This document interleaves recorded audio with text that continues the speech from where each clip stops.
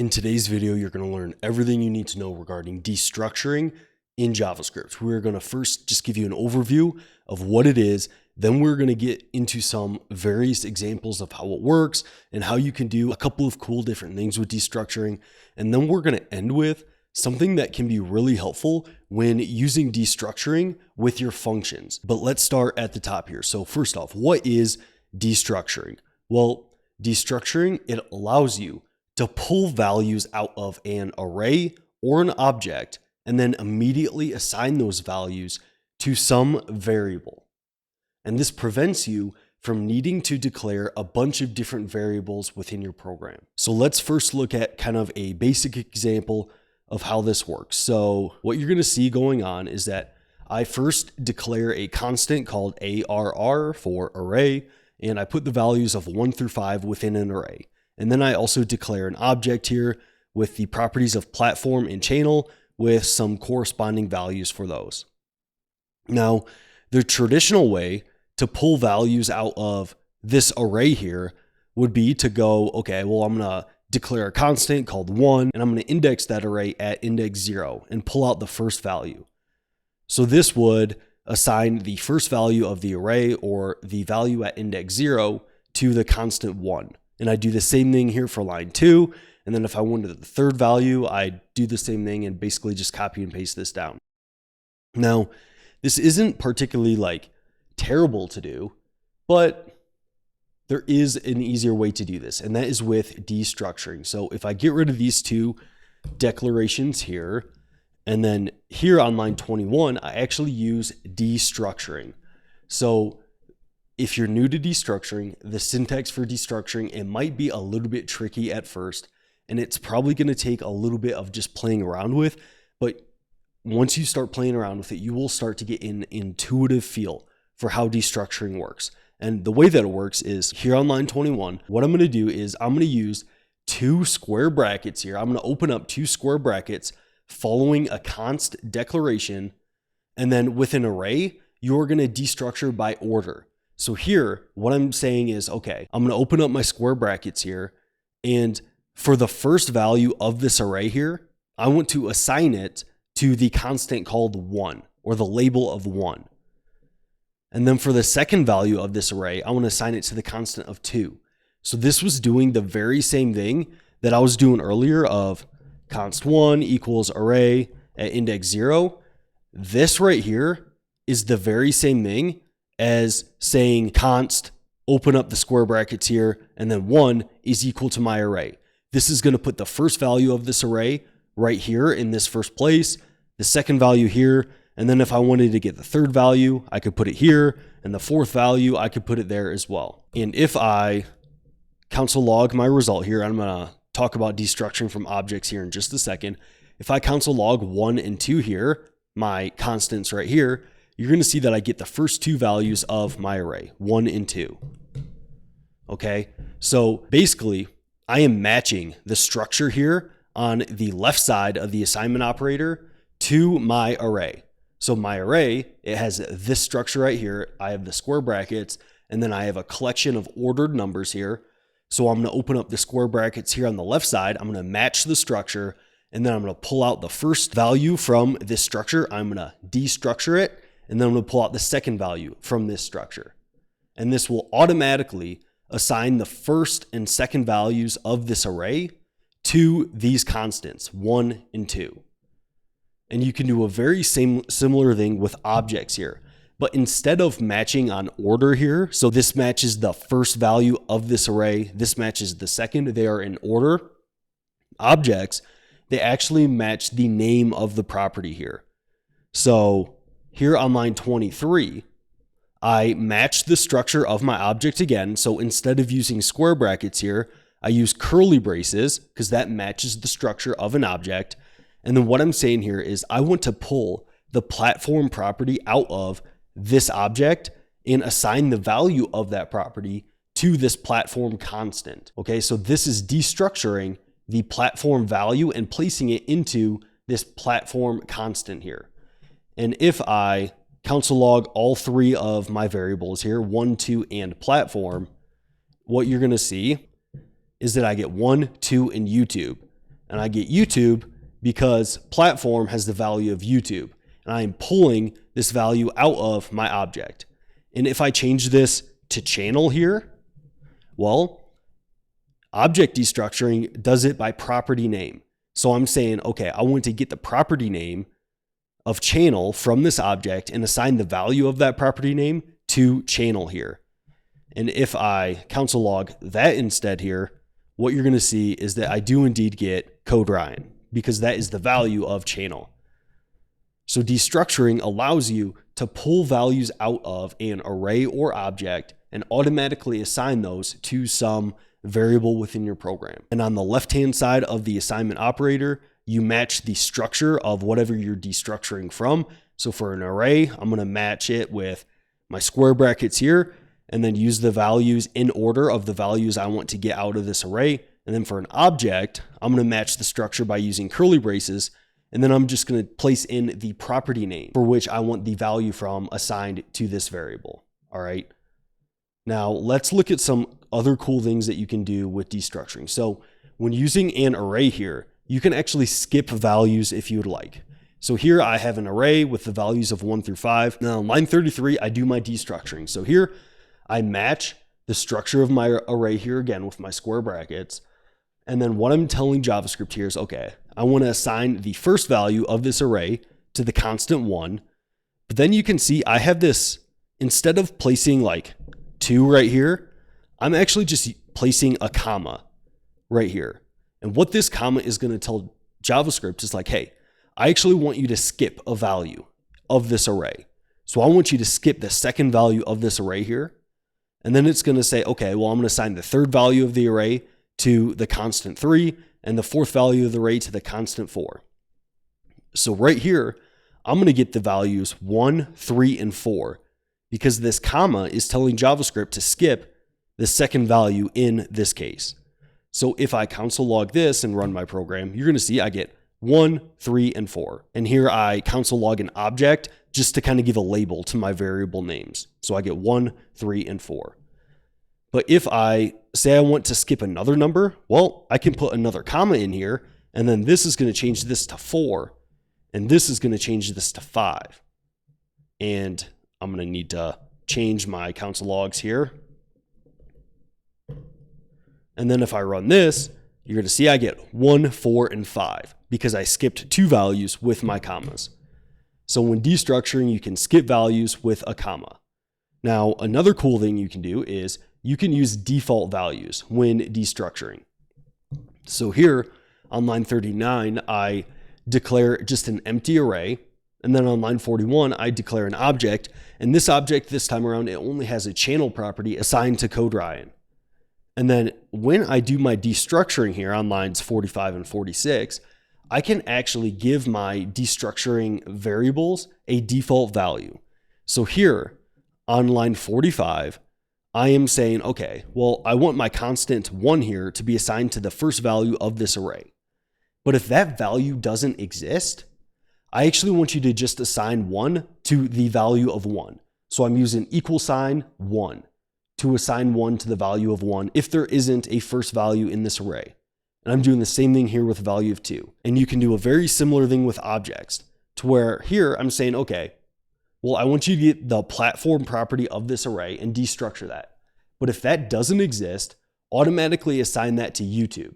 So I'm setting a default value here with the $= syntax. And if I run these, you can see that since this array is empty and since there's no platform property within this object, all of these variables are going to get assigned to their default values of 1, 2, and YouTube. So if I run this, I get 1, 2, and YouTube.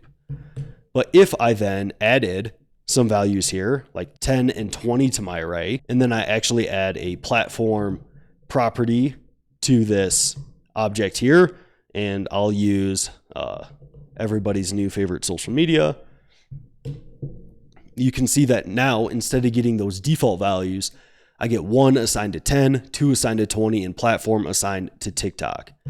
Because since they all have values, there's no reason for JavaScript to use those default values, all right?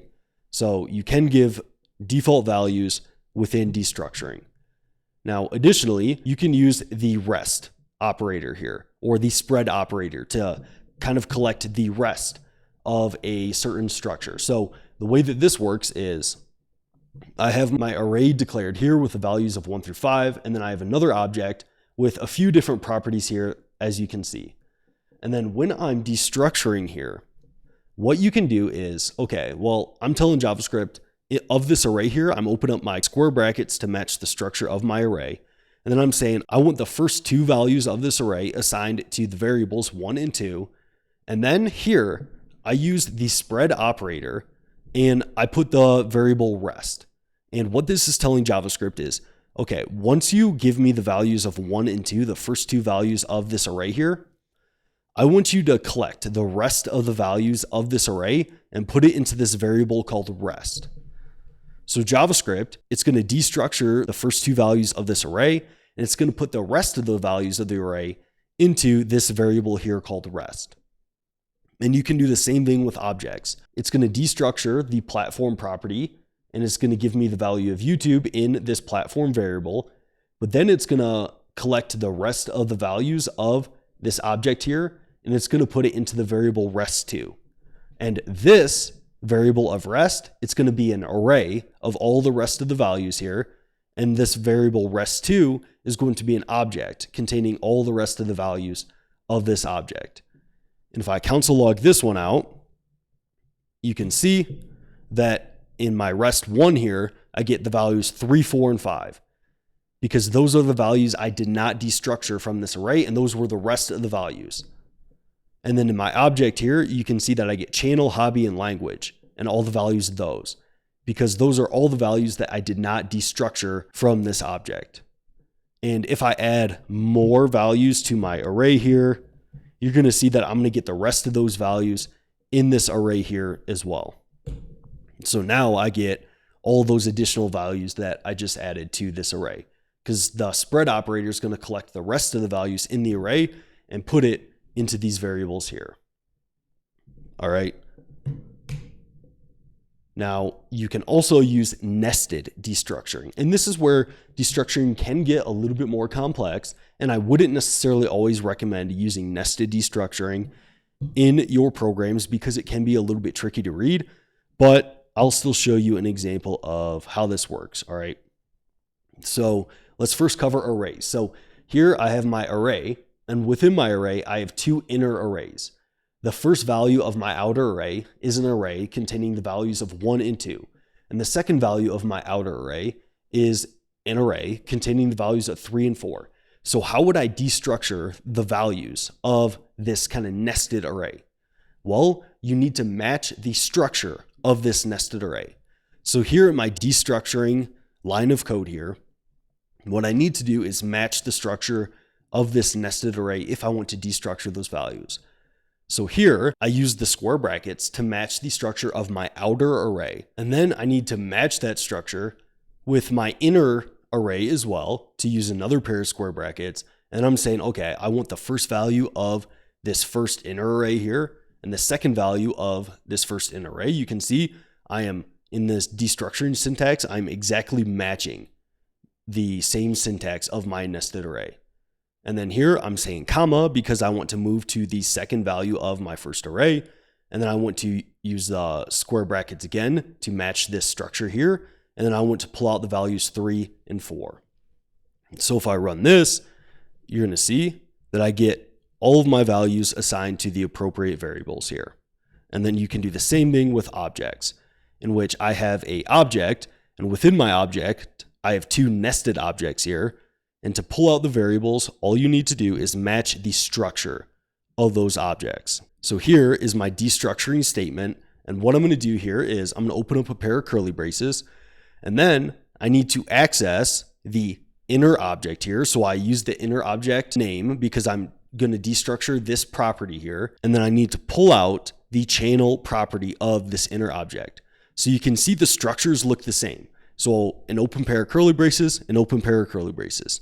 Inner object, the property colon here, the property colon here. And then I have an opening and closing pair of square brackets with my channel property. And I have an opening and closing pair of curly braces with my channel property. So I'm just matching the structure in my destructuring syntax, and I am pointing that to my object here because that's the structure I want to destructure from. And then if I run this, you can see that I do indeed get those nested destructurings to occur. So nested destructuring, a little bit more complex as you can see, and it might just be easier in this case to just use a regular variable declaration and just say that channel is equal to object.innerObject.channel. That might be a little bit more readable in this case. All right, now let's move forward to renaming your destructuring syntax here. What you can do here is when you destructure an object, you can actually give it a different variable name compared to the property name you're destructuring. So here I have an object that has a property name of channel assigned to code Ryan. And here on line 91, when I destructure this, I can say, okay, I want to match my structure here like I've always done, but instead of just creating a variable called channel, I actually want to create a variable called YouTube channel, and I want to assign that to this channel property. So this syntax is saying, okay, I want my channel property from this object here, but instead of just giving that the variable name of channel, assign this value to the variable named YouTube channel. And if I console log YouTube channel, that's going to be my variable. All right. So this allows me to rename the variable of this property, which can come in handy from time to time. Now, the final thing I'll show you here is with function parameter destructuring. So here on line 97, I have a constant called person with a name and age. And then I have a function on line 102. And as you can see, when I open up my parameters here, I actually use my destructuring syntax. And what this is saying is that, okay, I'm going to get past an object here from my function, and I'm going to destructure the name property from my object and assign that to the variable called name.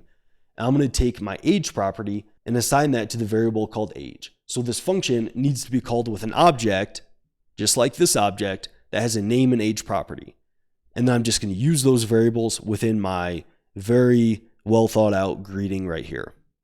So I called this function on line 106 with my person variable. And since I call it with my person object, it's going to automatically destructure the name and age right here within the parameters and use those within this return statement here. So as you can see, I get, hi Karen, you're 50. So within your functions, you can use object destructuring here. And in this case, it might also be helpful to give default parameters here. So here I give name Jill. And if I called this function and I forgot to pass it an object with a name property, well, name is still going to get automatically assigned to Jill. So if I run this, you can see I get, hi Jill, you're 50. So this is where those default parameters can come in handy a lot. And you'll also see this a lot in React code and destructuring the props right away within your functional components. So that is destructuring in JavaScript. Hopefully you enjoyed this video and learned everything you need to know about destructuring, and I will see you in that next one.